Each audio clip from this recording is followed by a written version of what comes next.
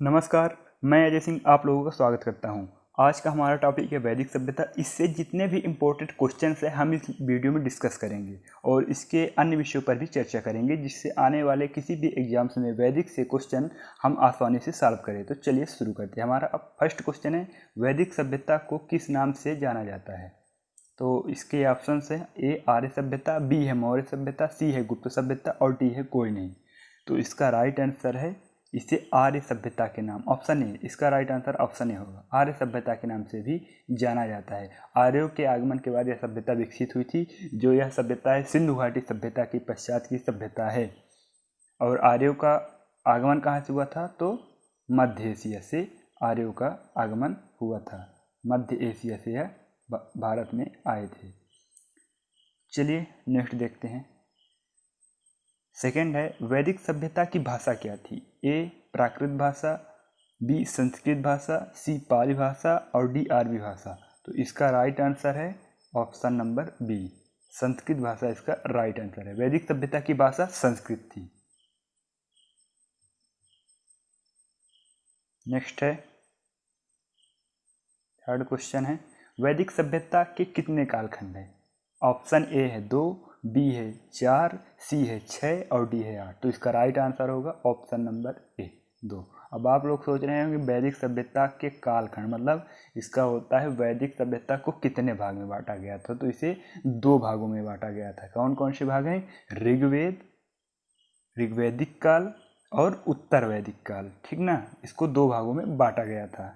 और ऋग्वैदिक काल को श्रुति काल के नाम से भी जाना जाता है। उस समय क्या होता था कि उसे कंठस्थ करा दिया जाता था और उसको बाद में लिखा गया। ठीक। क्वेश्चन नंबर 4 है, ऋग्वैदिक काल इतिहास में कौन सा कालखंड माना जाता है? ऑप्शन ए है 5000 से 3000 बीसी, ऑप्शन बी है 3000 से 2000 बीसी और सी है 1500 से 1000 बीसी और डी है कोई नहीं। तो इसका राइट आंसर होगा ऑप्शन नंबर सी, 1500 से 1000 बीसी, मतलब 1500 से 1000 ईसा पूर्व माना जाता है। ऋग्वैदिक काल यह था। और उत्तर वैदिक काल क्या है? उत्तर वैदिक काल है 1000 ईसा पूर्व से 600 ईसा पूर्व तक जो है तो उत्तर वैदिक काल माना जाता है। ठीक। उत्तर ऋग्वैदिक काल में वेदों और उनके ब्राह्मण, आर्यक और उपनिषद की रचना हुई। और उत्तर वैदिक काल में उपवेद, वेदांग और सांख्य दर्शन स्मृतियाँ लिखी गई। चलिए नेक्स्ट देखते हैं। वेद की संख्या कितनी है? ऑप्शन ए है 4, बी है 6, सी है 8 और डी है 3। तो इसका राइट आंसर होगा ऑप्शन नंबर ए। इसको अधिकतर लोग जानते भी होंगे। वेदों की संख्या 4 है। ठीक। कौन कौन से? ऋग्वेद, सामवेद, यजुर्वेद और अथर्ववेद। इनके देखिए मैंने आप लोगों को इनके उपवेद भी दिखा दिए हैं। ऋग्वेद का उपवेद है आयुर्वेद, सामवेद का गंधर्ववेद, यजुर्वेद का धनुर्वेद और अथर्ववेद का शिल्पवेद। कभी कभी एग्जाम्स में यही पूछे जाते हैं कि वेद का नाम दे दिया जाएगा जैसे ऋग्वेद और उसका उपवेद क्या है तो बताना पड़ता है। तो ये आप ध्यान रखेंगे, ठीक ना। ये इनके उपवेद है। उपवेद की रचना किस काल में हुई थी? उत्तर वैदिक काल में उपवेद की रचना हुई थी। वेद के समय इनकी रचना नहीं हुई थी। ठीक। चलिए नेक्स्ट देखते हैं। ऋग्वेद से कौन सी भौगोलिक स्थिति का पता चलता है? ए है पूर्व उत्तर भारत, बी है उत्तर दक्षिण भारत, सी है उत्तर पश्चिम भारत और डी है कोई नहीं। तो इसका राइट आंसर होगा उत्तर पश्चिम भारत, ऑप्शन नंबर सी इसका राइट आंसर है। उत्तर पश्चिम भारत के विषय में जानकारी मिलती है। यह जो है तो ऋग्वैदिक काल था उत्तर पश्चिम भारत। और उत्तर वैदिक काल जो है तो वह और विस्तृत हो गया था। ठीक ना। चलिए नेक्स्ट देखते हैं। 7 नंबर क्वेश्चन है, आर्य जिस क्षेत्र में रहते थे उसे कौन से नाम से जाना जाता था? आर्य जिस क्षेत्र में रहते थे उसे कौन से नाम से जाना जाता था? ए है सप्त सिंधु, बी है अष्ट सिंधु, सी है त्रिसिंधु और डी है कोई नहीं। तो इसका राइट आंसर होगा ऑप्शन नंबर ए, सप्त सिंधु के नाम से जाना जाता था। जो हमने अभी ऊपर बात की उत्तर पश्चिम क्षेत्र, उसे सप्त सिंधु के नाम से भी जाना जाता था। ऋग्वैदिक काल आर्य इसी क्षेत्र में रहते थे। तो सप्त सिंधु का मतलब क्या होता है ये हमारे लिए जानना जरूरी है। सप्त सिंधु का मतलब होता है सिंधु नदी और उसकी सहायक नदियाँ जो हैं तो वही मानी जाती हैं क्या, सप्त सिंधु क्षेत्र मानी जाती हैं। सिंधु और उसकी सहायक नदियाँ, तो इसमें सहायक नदियाँ कौन कौन सी हैं, सतलज, व्यास, रावी, चिनाब, झेलम, सरस्वती एवं द्रौपदी हैं, ठीक ना। ये इसकी सहायक नदी थी और इसे सप्त सिंधु के नाम से जाना जाता था, ठीक। चलिए क्वेश्चन नंबर 8 है, ऋग्वेद में कितने मंडल हैं। यह कई बार एग्जाम में पूछा जा चुका है। ऑप्शन ए है 8, बी है 10, सी है 12 और डी है 15। तो इसका राइट आंसर होगा ऑप्शन नंबर बी। ऋग्वेद में 10 मंडल हैं, ठीक ना। कितने मंडल हैं, 10 मंडल। और ऋग्वेद में 10 मंडल 1028 सूक्त भी हैं, यह भी आप लोग को ध्यान रखना है। और 10,400 मंत्र या ऋचाएँ हैं, ठीक। और एक बात, ये पॉइंट आप लोग याद रख लीजिए, ये इंपॉर्टेंट पॉइंट है। दूसरा और सातवां सबसे प्राचीन मंडल है और जबकि 10वां मंडल सबसे नवीन है, ठीक ना। दूसरा और सातवां मंडल सबसे प्राचीन मंडल है और इन्हें गोत्र मंडल के नाम से भी जाना जाता है। किस नाम से जाना जाता है, गोत्र के नाम से भी इन्हें जाना जाता है, दूसरा और सातवां, ठीक। और यह सबसे नवीन मंडल कौन सा है, 10वां, ठीक ना। चलिए नेक्स्ट देखते हैं। सामवेद में साम का अर्थ है, ऑप्शन ए पान, बी है गान, सी है ज्ञान, डी है सत्य। तो इसका राइट आंसर होगा ऑप्शन नंबर बी, गान। सामवेद में साम का अर्थ है गान और इससे भारतीय संगीत का जनक माना जाता है। भारतीय संगीत का जनक सामवेद माना जाता है, ठीक ना। चलिए नेक्स्ट देखते हैं। और सामवेद का अभी हमने बताया, इसका उपवेद पूछा जाता है तो इसका उपवेद क्या है, गंधर्व वेद, ठीक ना। और इसमें गाने से संबंधित दिए गए हैं। इसमें कुछ रचनाएं जो हैं तो ऋग्वेद से भी ली गई हैं। चलिए नेक्स्ट देखते हैं। यजुर्वेद में यजु का अर्थ क्या है, ए यज्ञ, बी पाप, सी मोक्ष, डी अहिंसा। तो इसका राइट आंसर होगा ऑप्शन नंबर ए, यज्ञ इसका राइट आंसर है। यजुर्वेद में यजु का अर्थ यज्ञ है और यजुर्वेद को 2 भागों में बांटा गया है, शुक्ल यजुर्वेद और कृष्ण यजुर्वेद। कितने भागों में, एक गद्यात्मक है और एक पद्यात्मक है, ठीक ना। तो शुक्ल यजुर्वेद को वाजस्नेयी संहिता के नाम से भी जाना जाता है। इसको शुक्ल यजुर्वेद को वाजस्नेयी संहिता के नाम से भी जाना जाता है, ठीक। यजुर्वेद को 2 भागों में बांटा गया है, यह इम्पोर्टेंट है। और इसमें यजुर्वेद में जो है तो हाथी पालने का भी उल्लेख मिलता है। किसका उल्लेख मिलता है, हाथी पालने का उल्लेख यजुर्वेद में मिलता है, ठीक ना।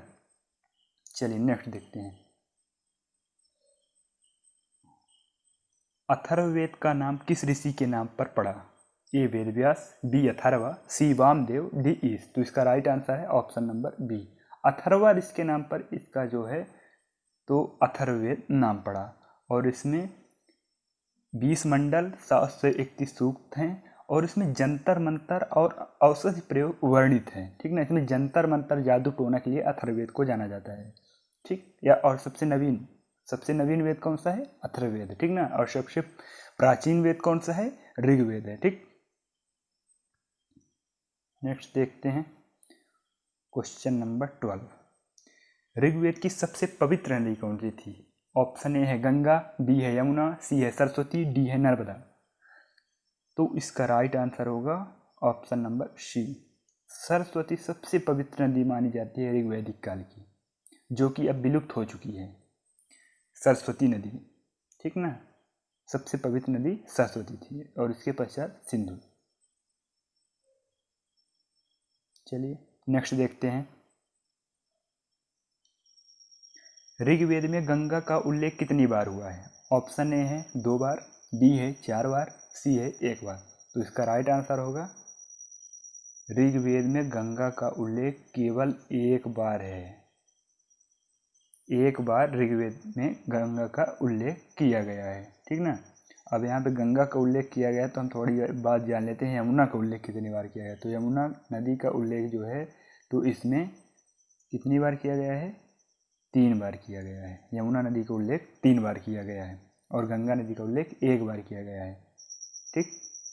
और सबसे ज़्यादा उल्लेख इसमें पिता का किया गया है। पिता का उल्लेख 335 बार किया गया है। कितनी बार? 335 बार किया गया है। ठीक, नेक्स्ट देखते हैं। काशी का प्राचीनतम उल्लेख किस वेद से मिलता है? काशी का उल्लेख, प्राचीन उल्लेख मतलब प्राचीन नाम काशी है, वहाँ मतलब उल्लेख किस वेद में मिलता है? तो इसका राइट आंसर होगा option A Rigveda, B Samaveda, C Yajurveda, D Atharvaveda. तो इसका राइट आंसर क्या है? ऑप्शन नंबर डी, अथर्ववेद से काशी का प्राचीनतम उल्लेख मिलता है। अथर्ववेद यह सबसे नवीन वेद है। और इसका उपवेद क्या है? शिल्पवेद। ठीक ना, यह ध्यान रखेंगे। नेक्स्ट देखते हैं।